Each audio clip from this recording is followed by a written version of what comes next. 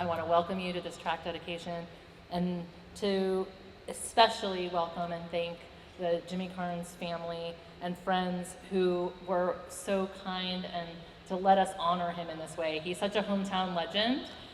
He was the head coach of the University of Florida track and field team, the head coach of the U.S. Olympic track and field team.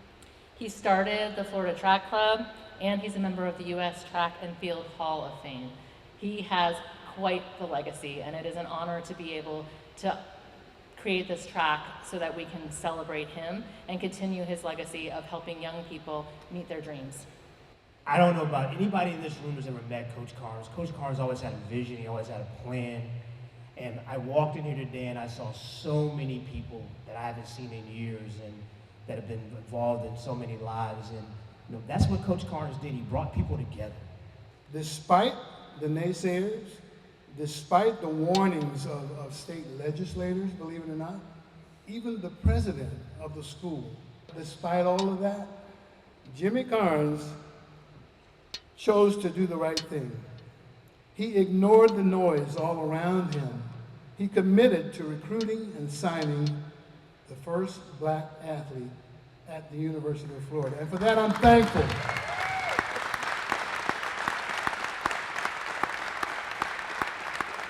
Jimmy Carnes was always a dreamer. We were business partners. If he had talked about something like this 30 years ago, I, of course, would have been, shaking my head. Not going to happen.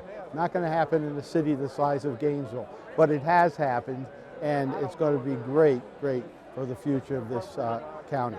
This has been something that's been planned for decades, and we're finally here today. In January of 2023, we're finally able to open up the sports complex for really North Central Florida. It's Alachua County, but it's really going to be a draw not just for the citizens of Alachua County, but for all folks all around the state and the southern United States. So it's an exciting day.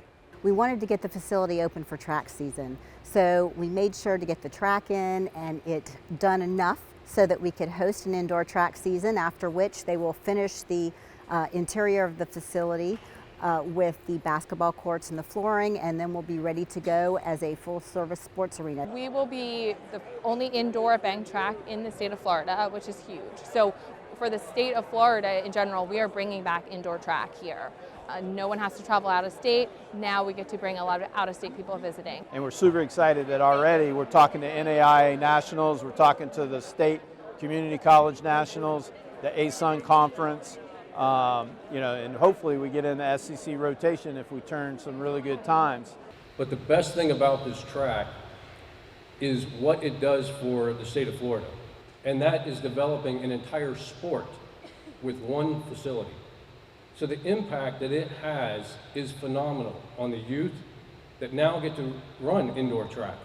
The high school kids are now going to be able to compete for scholarships because they're running an indoor track season. By investing in our kids and investing in the community, the economic development of this area, we can integrate what our local kids need along with what our businesses need. This has been a great partnership. It's a public-private partnership along with the team here at Celebration Point, and it's this partnership that has allowed us to put this facility in such a wonderful location that we think is going to be a great success in many years to come. I would also like to thank our public partners, starting with Alachua County, who by a 5-0 vote approved a public-private partnership with us to construct this facility, and they invested $30 million of tourism tax. I would like to thank our state partners, legislators, to secure $2.32 million for the track that surrounds us here today. The track and field indoor meet that was created in his honor went on for years from 2008 to 2016. And unfortunately, it was interrupted because of some renovations that had to have the track removed at the Stephen C. O'Connell Center. So, after a 6-year hiatus, we're back, and we're so glad to be able to host it in the state-of-the-art facility. It's really special because I know how much Jimmy wanted this to happen. And as Jeff said, it was his vision, and I couldn't believe it when I walked in here and saw this awesome place. It's unbelievable.